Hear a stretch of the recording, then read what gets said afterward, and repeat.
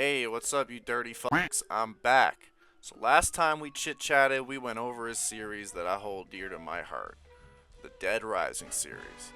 And we recently went over the new remastered version of Dead Rising 1, and I gotta say, I had a lot of fun. It was a smash. It was a great time, man. The problem is, we still got a lot more to cover, and this game is pretty big for what it is, and a lot of things happen. And a lot of things don't happen. We're gonna get to that though. So what happened last time? We got introduced to Frank, took some goofy pictures, killed some zombies, saved some hostages, got to know Brad, Otis. What's her name again? Damn. We also met up with some crazy characters too, man. You know, just some crazy people. The army vets with PTSD hanging out in the hardware stores, and cult members. Yeah, we're gonna get to that too. But now it's time to get to the meat and potatoes, you know, like the second part of our little playthrough. And I gotta say, man, I've been having a great time. And I don't want the fun to stop. I feel like we are just getting started. Looks like 72 yards. I can blow his head off clean from here. Can I take a shot, Dad? Getting a headshot from here's no big deal, Jack. Think you can pull it off, Thomas? Nah, B. But Daddy... Shoot him! Shoot him, I Thomas! said shoot him! Shoot him, Thomas! Now! So we bump into like a family of three, and I guess they're like crazy, radical, right-wing nut jobs or some shit. Not that kind. And they looking to just shoot me for no reason, so I gotta take them all out. And in the middle of all this combat, Otis just calls me and tells me one of the guys that I rescued is all hungry and he's like demanding food or he's gonna leave or something. But bro, this is not the time right now. You've got some nerve trying to fight back! I got some nerve trying to fight back? What type of shit is this? Anyways, we smoking this fool, and we are making our way to rescue more people. And we got this dude over here curled up in a corner in some makeup store, so we're gonna start with him, I guess. Wayne. His name is Wayne.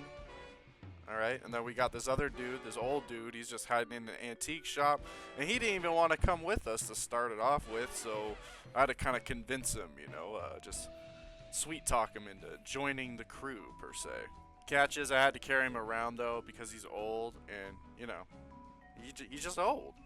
So then we bump into another person. She's like looking for her friend or something, so it is Frank's job to reunite them both, and oh boy does he.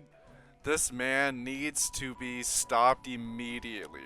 So we rescue the rest of the survivors, and then we check on the other survivors, in particular the guy who was complaining about not enough food, and he really annoyed me. I don't mean to burst your bubble, but I really wouldn't recommend doing it. Yeah, bro, you do not want this smoke. I guarantee you, bro, if you complain anymore about not having enough food, we gonna have some problems, bro. You do not want to mess with me, alright? I am a monster, and I'm ready to take out anybody who gets in my way. Whatever, bro. I spotted a cop going into a woman's clothing shop in Wonderland Plaza. She had a younger woman with her. I wonder what they're up to in there. Yeah, spoiler alert, we never find out. But we do find out where that spicy Latina from the beginning of the game was, and it kind of looks like that she knows something. Problem is, she hops on a motorcycle and she is absolutely pissed, and she starts, well, shooting me, and that's not good. But don't worry though, we gonna take care of that ass.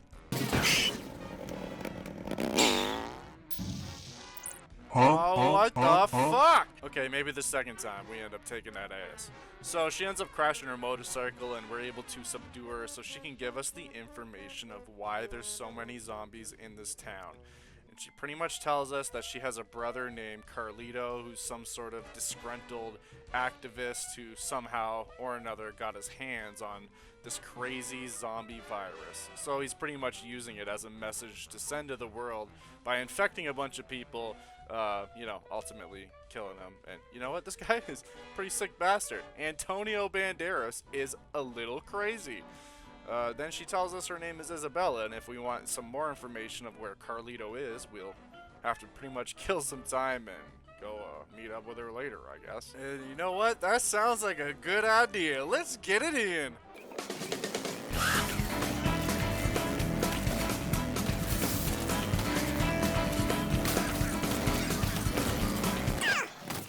Jeez.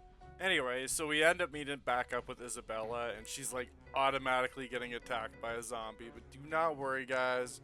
We take care of this fool real quick. Ain't nobody hurting Isabella. Alright? We will protect her. Protect her at all costs. So anyway, she tells us that Carlito has some sort of secret room somewhere in the mall where he's keeping all of his toys, and he's just ready to run amok. And look, as he went crazy shooting our girl, and he's gonna have to pay for that. You already know it. So I get her all up on me, and you already know how Frank do it. And we bump into this dude named Kendall, and he's already strapped, and he's been smoking zombies all day, and he pretty much asking if there's any place where he can hang out. And I'm like, hell yeah, bro. You seem like a solid one, so why don't you just roll with us? And you're strapped too, so it looks like, you know, we can make a pretty good team. I gotta say, guys, I've really been enjoying this game. Like, this game is fun. Like, that's when it really hit me, you know? Like, we've been playing this for a hot minute now. It doesn't seem like anything can really go wrong or piss me off at this point. You guys are just back alive? Okay, what the fuck? These guys come back? They come back. We killed them in the last playthrough, and I guess they have been resurrected back from the dead, being even more annoying than before, and just causing way too many problems. But you know what? We've already dealt with these guys before, so it didn't really take too long to deal with them the second time. But holy boy, I was annoyed by that. So we get back to the safe house with Isabella, and Isabella gets to meet, well, sort of, gets to meet Brad and Jesse, and we're trying to figure out exactly where to find Carlito and what exactly his plan is. Like, what is the point of what he's doing? It's just like, it just kind of feels like he's just some crazy activist. Like, there's not really a point, you know what I mean? He's trying to just get a message out there by doing all these evil things, and Antonio Banderas needs to be stopped.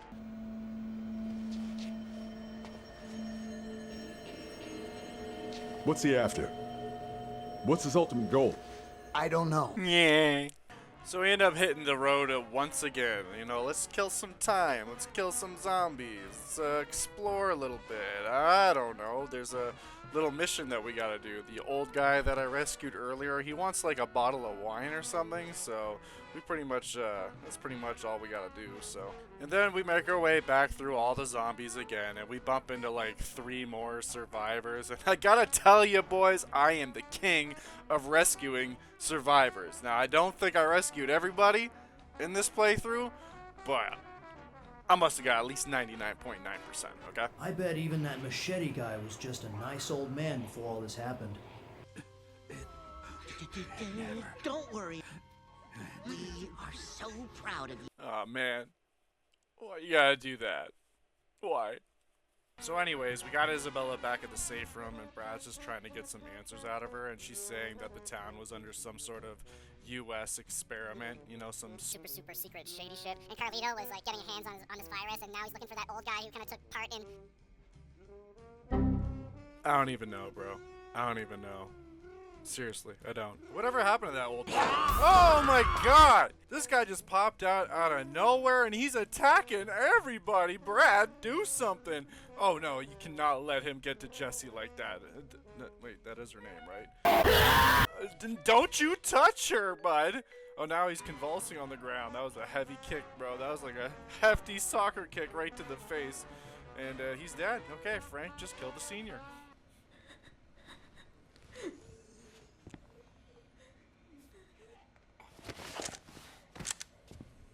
Move.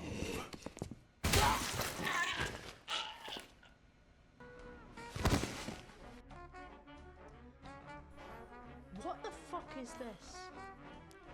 So anyways, we're at a point in the game where, well, just finishing up the side quest, and you know, your boy is getting tired, so I had to drop this dude off with that wine that he was crying about earlier. saying that he's gonna share it with everybody and all that. Yeah, right, buddy. You ain't sharing this stuff. I know that for sure. And what else we gotta do? I don't know. Kill some more zombies, I guess. You know, get the old count up in the air there. Oh, there's also those cult members. We can kill a bunch of those guys for sure. And oh yeah, I should probably tell you this anyway. Spoiler alert. We never really find out what happened there.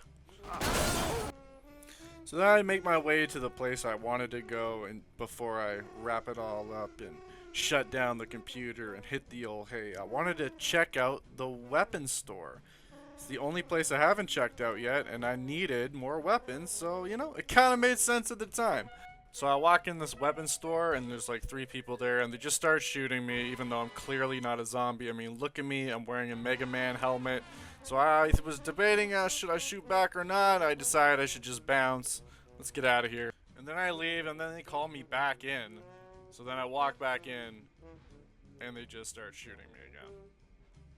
Okay, then I leave, and then they call me back in. So I walk back in. And I thought it was all cool at first, but nope. They just start shooting me again. So at this point, obviously, I'm getting pretty upset. There's a duct on the roof of Paradise Plaza.